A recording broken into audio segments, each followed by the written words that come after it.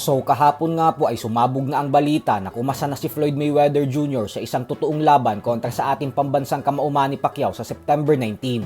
Ito ay matapos ibunyag ng boxing scene na personal daw silang nakatanggap ng text message galing kay Pacquiao na sinasabing tuloy na daw ang laban at napumayag na si Floyd Mayweather sa kondisyon na isugal lang ang undefeated 50-0 record nito. At dahil dyan ay agad na itong ibinalita ng mga lehitimong news media outlet kagaya na lang ng kilalang kilala sa buong bansa natin na Manila Bulletin. Subalit isang araw nga lamang po ang makalipas ay tila kumambyo ang Team Pacquiao sa pahayag na sinabi ng ating pambansang kamao. Kanina lamang po kasi ay sinabi ng MP Promotion CEO na si Jazz Matur na wala pa daw inilalabas na official statement si Pacquiao patungkol sa kasalukuyang estado ng laban kay Mayweather. Pero nananatili umanong aktibo ang pinirmahang kontrata ni Mayweather at Pacquiao na isang professional fight ang laban at hindi daw ito kanselado. Giit pa nito na may mga fina-finalize lang daw silang mga detalye at nag-aantay sa sagot ng kampo ni Mayweather. Patapos na umano ang deadline na ibinigay ng Netflix at alam umano ng Team Mayweather ang mga kailangan nilang gawin. So dahil po dyan ay mukhang hindi naman nasunod ang ibinigay na deadline ng MP Promotions kay Mayweather kahapon.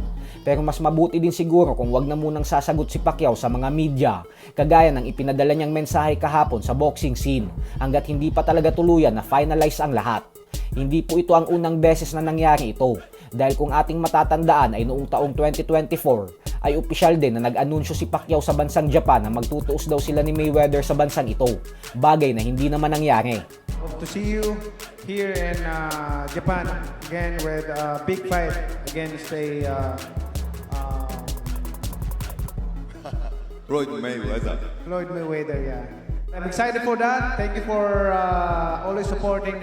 Sa kabilang banda naman mga idol ay kahit nga po sobrang namamayagpag na ang undefeated pound-for-pound superstar na si Naoya Inoue sa mundo ng boxing, ay tila nakukulangan pa nga po dito si Terence Crawford nang dahil sa kalibre ng mga kalaban na tinalo nito. At bagamat nakikita ni Crawford na isang malaking hamon para kay Inoue ang paparating nitong laban sa susunod na buwan kontra kay Junto Nakatani, ay may hamon po si Crawford sa Japanese Monster. Ayon kay Crawford ay kapag nalagpasan daw ni Inoue si Nakatani at natalo ito, ay ayaw niya daw munang makitang umakyat si Inoue sa 126-pound featherweight division.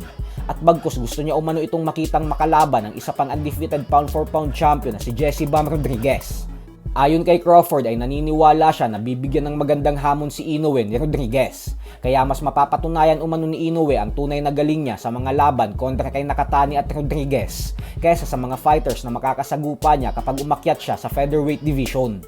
Patungkol naman sa Inoue versus Nakatani ay hindi rin sigurado si Crawford kung sino ang mananalo kasi nakikita niya daw ito na 50-50. Dahilan kung bakit binabalak niyang dumayo sa Japan sa Mayo 2 upang masubaybayan ng personal ang mega showdown ng dalawa. Samantala, muli nga pong napaaway ang former 4 Division champion na si Adrian Broner sa isang club kung saan kinumpronta nito ang isang lalaki na tila hinawakan umano ang inumin ng babaeng kasama ni Broner.